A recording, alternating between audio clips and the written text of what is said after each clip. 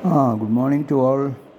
ഇന്ന് നമ്മൾ സംസാരിക്കാൻ പോകുന്ന ഒരു ഫൗണ്ടർ ആകുന്നതിൻ്റെ ബുദ്ധിമുട്ടുകളും കഷ്ടപ്പാടുകളും വേദനകളുമാണ് നമുക്ക് സംസാരിക്കാൻ പോകുന്നത്. ഒരു ഫൗണ്ടർ ഐഡിയ ഒരു പേപ്പറിൽ എഴുതി 10 പേരെടുത്ത് ഡിസ്കസ് ചെയ്യും. മാക്സിമം ആൾക്കാരത് ഡിസ്കറേജ് ചെയ്യും. എന്തിന്? വീട്ടുകാർ തന്നെ അത് ഡിസ്കറേജ് ചെയ്യും. വീട്ടുകാർക്ക് എപ്പോഴും ഒരു ഭയമാണ് ഒരു സംരംഭം തുടങ്ങുന്നത്. കാരണം അവർ കേട്ട കഥയെല്ലാം സംരംഭത്തിൻ്റെ പൊളിഞ്ഞുപോയ കഥകൾ മാത്രമേ അവർക്കറിയുള്ളൂ. കാരണം സമുദായം വന്ന് നെഗറ്റീവിലാണ് കൂടുതൽ ചിന്തിക്കുന്നതും പ്രവർത്തിക്കുന്നതും. അത്തരം കാര്യങ്ങൾ വൈറലായി എല്ലാവർക്കും അറിയാൻ കഴിയും. എന്നാൽ ജയിച്ച സ്ഥാപനത്തിൻ്റെ കഥ ആര് പറയുന്നു? ഏത് പത്രം എഴുതുന്നു? അതുകൊണ്ട് സമുദായത്തിലെ നെഗറ്റിവിറ്റി കാരണം എല്ലാവർക്കും അറിയുന്നത് പൊളിഞ്ഞ കമ്പനിയുടെ ലിസ്റ്റ് അറിയാം. അതുകൊണ്ട് ഇവർക്ക് ഭയം തുടങ്ങും വീട്ടിൽ തന്നെ. അപ്പോൾ ഈ ഫൗണ്ടറുടെ അടുത്ത് വീട്ടുകാർ വേണ്ട, ഇത് വേണ്ട, ജോലിക്ക് പോയാൽ മതി പറയും. അയൽ വീട്ടുകാരുടെ അടുത്ത് പോയി ഡിസ്കഷൻ നടത്തുമ്പോൾ അവരും പറയും ഇത് വേണ്ടാന്ന്.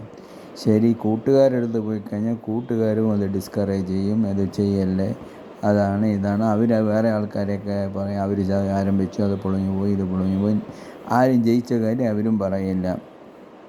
ഇതാണ് സ്ഥിതി.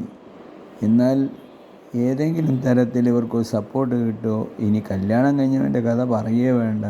ഭാര്യ വീട്ടിലും പറയും അയ്യോ ചെയ്യണ്ടെന്ന്. അളിയന്മാർ പറയും, ഭാര്യയുടെ റിലേഷൻസ് പറയും. ഇങ്ങനെ എല്ലാവരും വന്ന് ഒരു ഫൗണ്ടറെ നിരാശപ്പെടുത്താൻ മാത്രമേ ശ്രമിച്ചിട്ടുള്ളൂ. അല്ലാതെ ശക്തമായി ഫൗണ്ടറുടെ കൂടെ നിന്ന് മുന്നോട്ട് പോകാം എന്ന് പറയുന്ന വളരെ കുറഞ്ഞ കുടുംബങ്ങളിൽ മാത്രമേ നടന്നിട്ടുള്ളൂ. സാമ്പത്തികമായി ബുദ്ധിമുട്ടുള്ള കുടുംബങ്ങൾ തീർച്ചയായിട്ടും ബിസിനസ് പോകുന്ന കാര്യത്തിൽ വളരെ എതിർക്കും. കാരണം ഞങ്ങളുടെ അടുത്ത് പണമില്ല, നമ്മൾ ആരംഭിച്ചു കഴിഞ്ഞാൽ അത് പൊളിഞ്ഞു പോയാൽ നമ്മുടെ നാട്ടുകാരുടെ മുന്നിൽ നടക്കാൻ പറ്റില്ല. ഈ രീതിയിലുള്ള എല്ലാ നെഗറ്റീവ് ചിന്തകളെയും ആ ഫൗണ്ടറുടെ മുന്നിൽ കൊണ്ട് വെച്ച് നിരത്തി അവരുടെ ആ കറേജായി ആരംഭിച്ചത് ടോട്ടലി ഡിസ്കറേജായി എത്ര ഫൗണ്ടേഴ്സ് ഇന്ന് നല്ല നല്ല ഐഡിയാസ് നമ്മൾ നഷ്ടപ്പെട്ടിരിക്കുന്നു. എത്ര ഐഡിയാസ് ചത്തുപോകുന്നു ഇത് കാരണം അവരുടെ കൂടെ നിൽക്കാൻ ആളുകളില്ല എന്നുള്ളതാണ് ഏറ്റവും വലിയ കഷ്ടം. അവർ സ്വന്തമായി തന്നെ മുന്നോട്ട് വരണം. അത് വളരെ ബുദ്ധിമുട്ടുള്ള കാര്യമാണ്. ഈ സാഹചര്യത്തിലാണ് ഫൗണ്ടേഴ്സിൻ്റെ കൂടെ നിൽക്കണം എന്നുള്ള രീതിയിൽ ഞങ്ങൾ ഒരു ഓർഗനൈസേഷന് സപ്പോർട്ടായിട്ട് എല്ലാ റിട്ടയർഡായ ആളുകളും നല്ല പ്രഗത്ഭരായ ആളുകളും നല്ല പരിജ്ഞാനമുള്ള ആളുകളും എല്ലാവരും കൂട്ടായ്മയായി ചേർന്ന് ഫൗണ്ടേഴ്സിന് കൂടെ നിന്ന് അവരെ വിജയിപ്പിക്കുന്നവരെ നമ്മൾ കൂടെ നിൽക്കണം. നമുക്ക് പൈസയല്ല മുഖ്യം, നമ്മുടെ സ്ഥാപനങ്ങളുടെ വളർച്ച, നമുക്ക് എക്കോണമി ഡെവലപ്മെൻ്റ് ആവും, കുട്ടികൾക്കുള്ള ജോലികൾ കിട്ടും. ഈ രീതിയിൽ നമ്മൾ ചിന്തിച്ചു കൊണ്ടാണ് നമ്മൾ പറഞ്ഞിരിക്കുന്നത്. നമ്മൾ ഒരു ചെറിയ ഗ്രൂപ്പ് ഉണ്ടാക്കി അതിൽ എല്ലാവിധ എക്സ്പേർട്സിനെയും കൊണ്ടുവന്ന് അവർ നിങ്ങളെ സപ്പോർട്ട് ചെയ്യുന്ന കാര്യത്തിൽ അവർ മുന്നിട്ട് വരുന്നതാണ്. സോ ആരെങ്കിലും ഒരു കൈ സപ്പോർട്ട് കിട്ടട്ടെ എന്ന് ആഗ്രഹിക്കുമ്പോൾ ഇത്തരം സ്ഥാപനങ്ങൾ നിങ്ങൾക്ക് സപ്പോർട്ട് കിട്ടിയിരിക്കും. അതുകൊണ്ട് നെഗറ്റീവായി സംസാരിക്കുന്നവരുടെ നിന്ന് മാറി പോസിറ്റീവായി തിങ്ക് ചെയ്യുന്ന ആൾക്കാരോട് ട്രാവൽ ചെയ്യുമ്പോൾ തീർച്ചയായും പ്രോജക്റ്റ് വിജയിപ്പിക്കും. തോൽവി കണ്ട് നമ്മൾ ഭയന്ന് നിർത്തുന്നതിനെക്കാട്ടിലും ജയം കണ്ട് സന്തോഷിച്ച് മുന്നോട്ട് പോകണം. അതാണ് ഒരു സംരംഭകൻ്റെ കഴിവ്. എത്ര നിരാശപ്പെടുത്തിയാലും എത്ര നിരുത്സാഹപ്പെടുത്തിയാലും നമ്മൾ നമ്മുടേതായ ചിന്ത കൈവിടാതെ മുന്നോട്ട് പോകണം. യെസ്, എനിക്കറിയാം ഇവിടെ വരുന്ന നമ്മുടെ മെഗാ ഒരു ബുദ്ധിമുട്ടാണ് ഫണ്ടിങ്.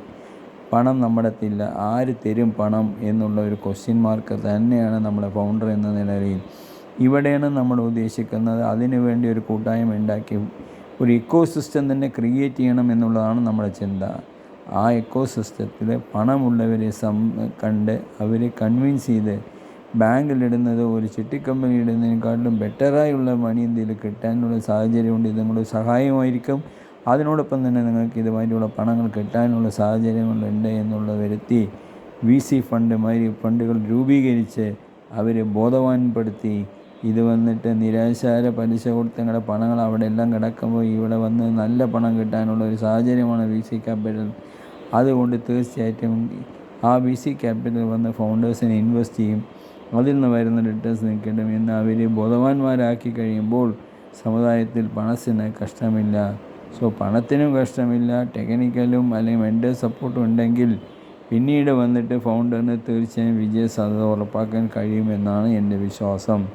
അതുകൊണ്ട് തീർച്ചയായും ഫൗണ്ടേഴ്സ് ധൈര്യപൂർവ്വം രംഗത്ത് വരണം. നിങ്ങളെ സപ്പോർട്ട് ചെയ്യാൻ ഞങ്ങളുടെമായുള്ള ഓർഗനൈസേഷൻ മുന്നിട്ട് വന്നിട്ടുണ്ട്. തീർച്ചയായിട്ടും നമ്മളെല്ലാം ഒന്നിച്ച് വിജയിക്കാമെന്ന് പറഞ്ഞുകൊണ്ട് എൻ്റെ ഈ വാക്കുകൾ ഇവിടെ അവസാനിപ്പിക്കുകയാണ്.